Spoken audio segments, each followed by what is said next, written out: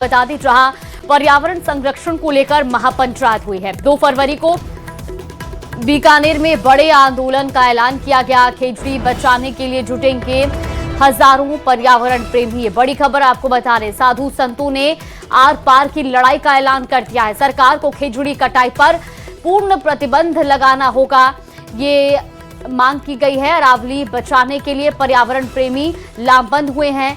सरकार पर आरोप लगा है कि सोलर कंपनियों को फायदा देने के लिए पर्यावरण के साथ खिलवाड़ किया जा रहा है। महापंचायत में साधु संतों और नेताओं समेत सैकड़ों लोग शामिल हुए हैं।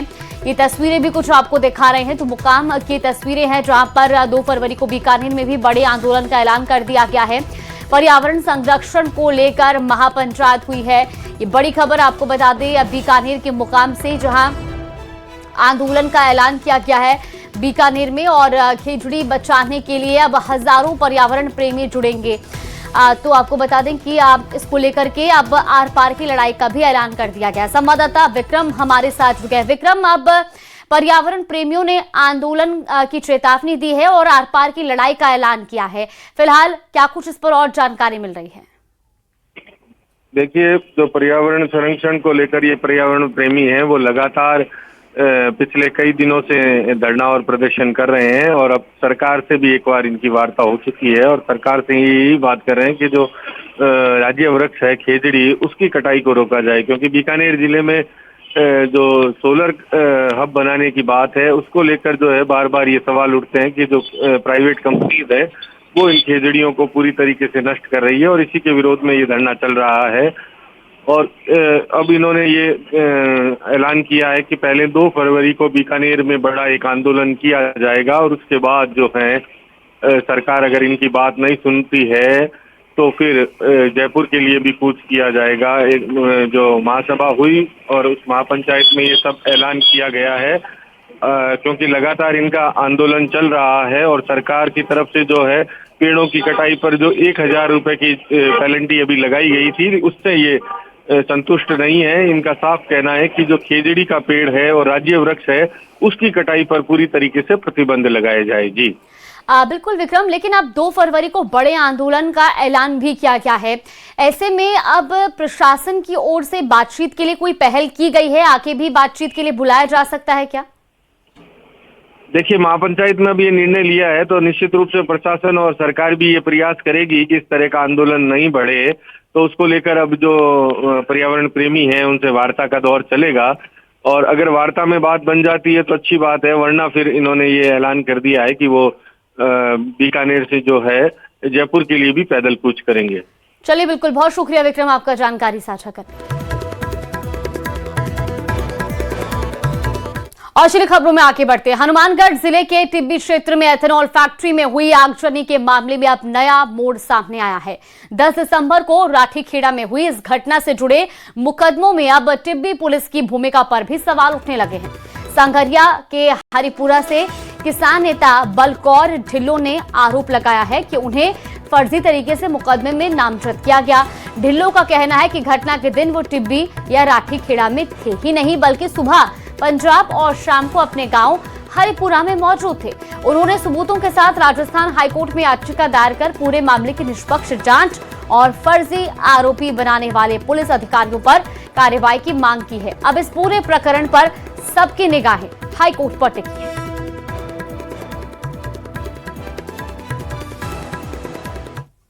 को महापंचायत होती है, महापंचायत के बाद में वहां पे बवाल होता है और बवाल होने के बाद में प्रशासन मुकदमा नंबर 510 दायर करता है। 510 नंबर मुकदमा के बाद में एक मुकदमा और होता है 511 नंबर, वो जो मेरे पे झूठा मुकदमा दर्ज करता है प्रशासन। उस दिन ना तो मैं टिब्बी महापंचायत के अंदर गया और ना ही मैं राठीखेड़ा गया, मैं पंजाब गया हुआ था। पंजाब के बाद में फिर मैं शाम को अपने खेतों के अंदर आता हूं। तो वहीं बाड़मेर में पुलिस ने एक बार फिर ड्रग माफिया नेटवर्क पर बड़ा वार किया है। एक युवक को गिरफ्तार कर मौके से डीप फ्रीज केमिकल से भरे अलग अलग ड्रम को भी जब्त किया गया है। ये रिपोर्ट देखिए।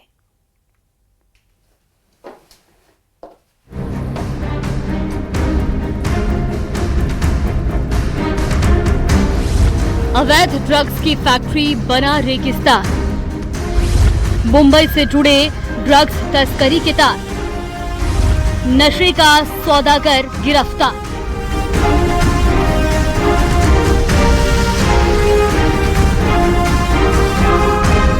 ऐसा लग रहा है जैसे ड्रग्स माफिया को बाड़मेर के रेतीले धोरों खूब पसंद आ रहे हैं, जिसके कारण ही वो रेगिस्तान को अपना गुप्त ठिकाना बना चुके हैं। लेकिन पुलिस की नजर से वो बच नहीं पाए।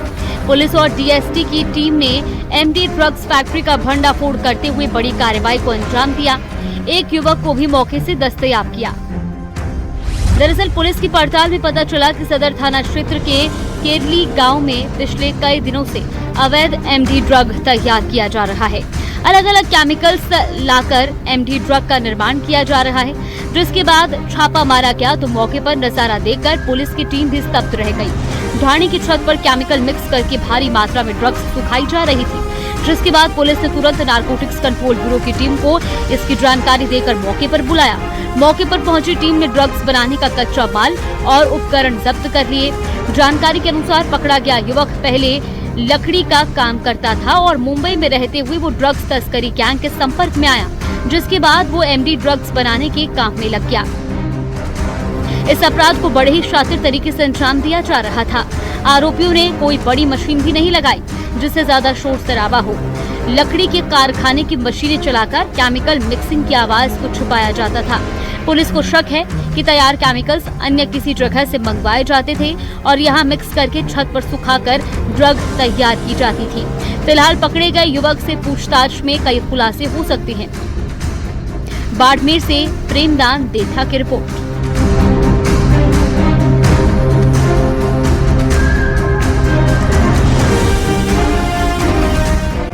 जिसे धर्मांतरण के खेल में शामिल होने पर हिरासत में लिया गया, अब उसकी साजिशों की जांच चल रही है, जिसमें कई खुलासे भी हो सकते हैं। ये रिपोर्ट देखिए।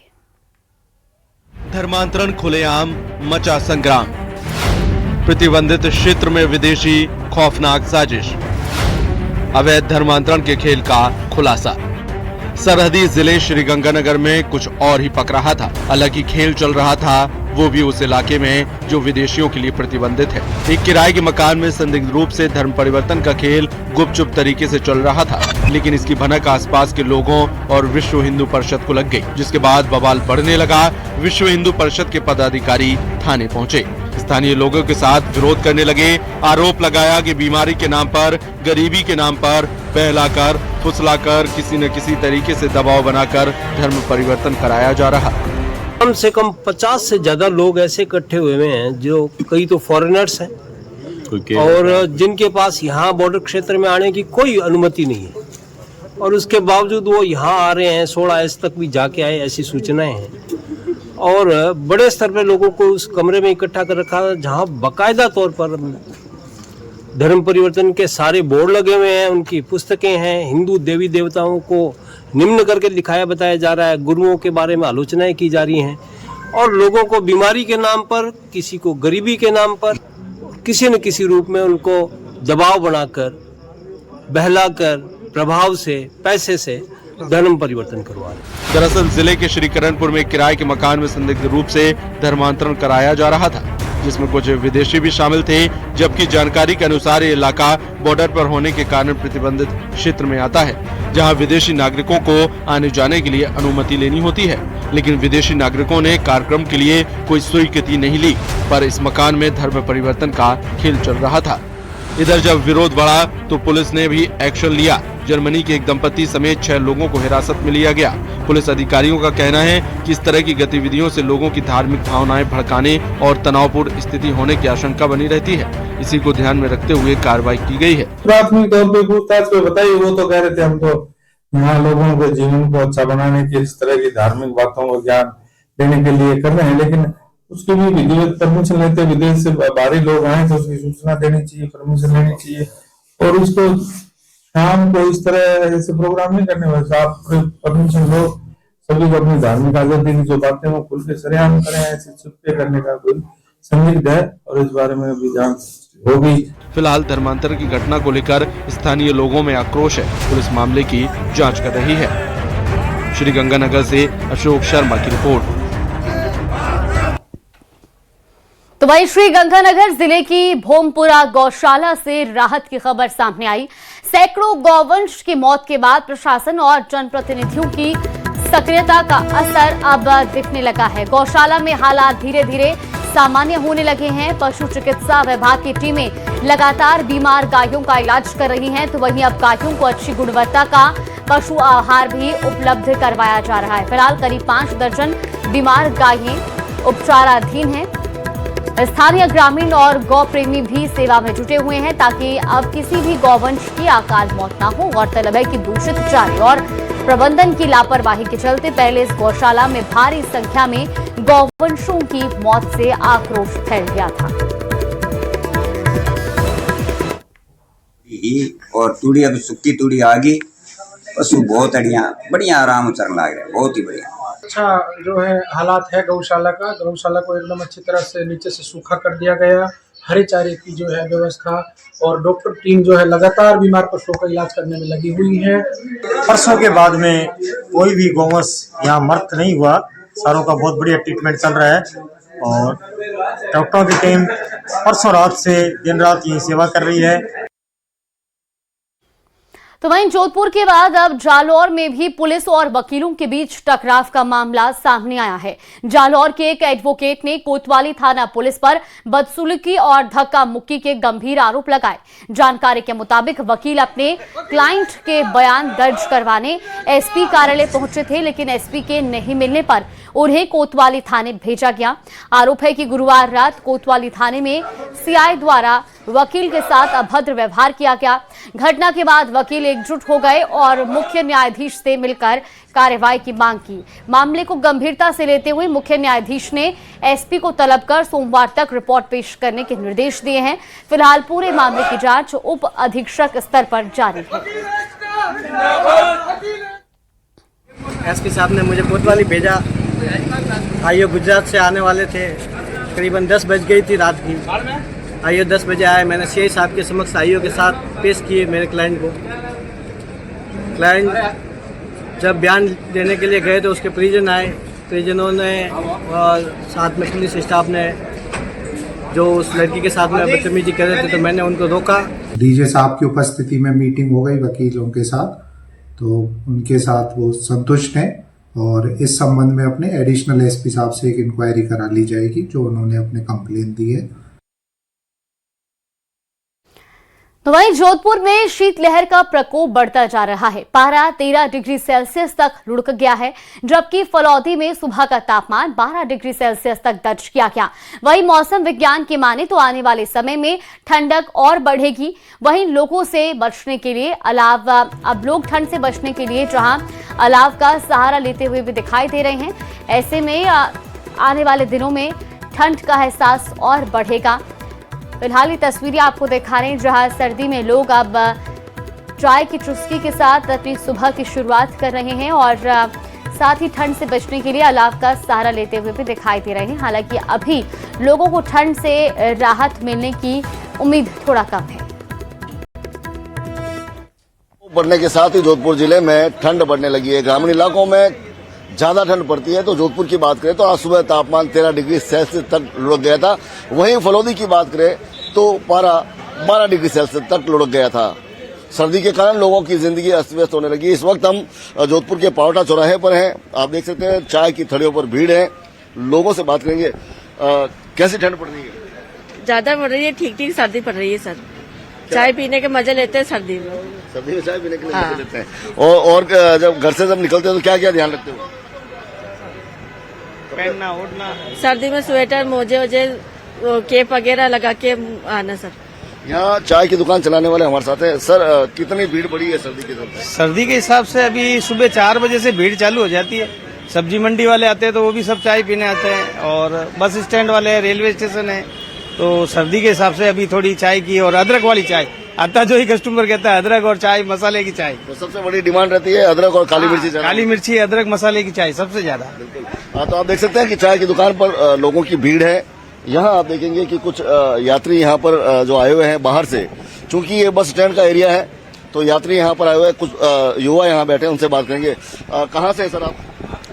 अहमदाबाद से। कैसी ठंड है जोधपुर में? जोधपुर में है, ठंड है, अच्छी है। हाँ। आपके वहाँ पे इतनी ठंड नहीं है? नहीं, इतनी नहीं है। तो इस सर्दी में गर्मा गर्म नमकीन जोधपुर, हाँ अच्छा है, बढ़िया है। बिल्कुल। अगर बात करें तो सर, सर्दी और गर्म नमकीन कैसा कॉम्बिनेशन हो जाता है? बहुत अच्छा। कैसी ठंड लगी जोधपुर की आपको? अच्छी है। तो आपके अहमदाबाद में इतनी ठंड नहीं पड़ती है? नहीं है, ज्यादा नहीं। अनुभव कैसा रहा है? बहुत अच्छा। कैसे आए आप जोधपुर, किस काम से आए हुए? दर्शन कर। दर्शन करने के लिए। आप देख सकते हैं कि लोग यहाँ पर जो है, जो जोधपुर का प्रसिद्ध नमकीन है वो खाकर, चाय पीकर शरीर को गर्म रखने की कोशिश करते नजर आ रहे हैं। कैमरामैन समीर खान के साथ चंद्रशेखर व्यास, न्यूज़ 18 राजस्थान, जोधपुर। तो वहीं नागौर में इस बार पिछले साल की तुलना में ठंड का असर कम देखने को मिल रहा है। एक ओर जहां दिसंबर महीने में कड़ाके की ठंड पड़ती है, तो वहीं इस बार सर्दी कम पड़ रही है, जिसकी वजह से क्षेत्र का किसान चिंतित है। जहां किसानों को इस बार भारी बारिश के बाद तेज सर्दी पड़ने की उम्मीद थी, लेकिन पहले अतिवृष्टि से फसलें खराब हुई और अब कम सर्दी से उत्पादन कम होने की चिंता सता रही है। मौसम विभाग की माने तो 24 से लेकर 28 दिसंबर से कड़ाके की ठंड पड़ने का अनुमान है।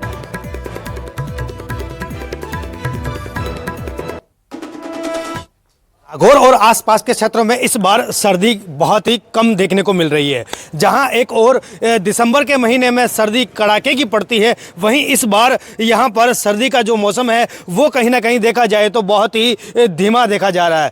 वहीं दिन का जो तापमान है वो करीब 28 डिग्री सेल्सियस रह रहा है, वहीं रात का तापमान करीब 6 डिग्री का बताया जा रहा है। तापमान में लगातार उतार चढ़ाव के चलते अब यहाँ पर मौसमी बीमारियों का डर भी यहाँ पर देखने को मिल रहा है। हमारे साथ कुछ लोग यहाँ पर अलाव तापते हुए नजर आ रहे हैं, हम उनसे बात करेंगे कि किस प्रकार यहाँ पर जो सर्दी का मौसम है वो यहाँ पर रह रहा है।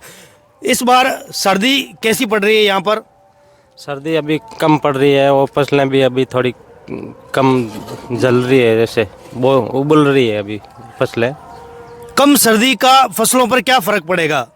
नुकसान जैसा पड़ रहा है, अच्छी नहीं है फसलें अभी। किसानों का कहना है कि इस बार जो सर्दी की है वो बहुत ही कम पड़ रही है, जिससे फसलें लगातार खराब हो रही है। हालांकि मौसम विभाग ने इस बार 28 दिसंबर के बाद कड़ाके की ठंड का जो ऐलान है वो यहाँ पर किया है। हमारे साथ कुछ और किसान हैं, हम उनसे भी बात करेंगे। यहाँ पर सर्दी का मौसम इस बार कैसा है? बहुत धीमो रियो साहब, अब की बार आप रे सर्दी रो बिल्कुल आप देखो नहीं रे बराबर है। मतलब इस महीने बहुत ठंड पड़नी चाहिए, बिल्कुल आप किसान बहुत निराश है। मतलब अब की बार ये ठंड रही बिल्कुल, मतलब जीरे समान समझो ने आप, अब की ठंड बिल्कुल पड़ी नहीं है जी। तो जैसा कि यहाँ के लोग बता रहे हैं कि जो सर्दी है इस बार बहुत ही कम पड़ रही है और इसका सीधा असर है जो यहाँ के किसानों को होने वाला है। कैमरामैन राकेश तंवर के साथ प्रकाश तंवर, न्यूज़ 18 राजस्थान, नागौर। और इसी के साथ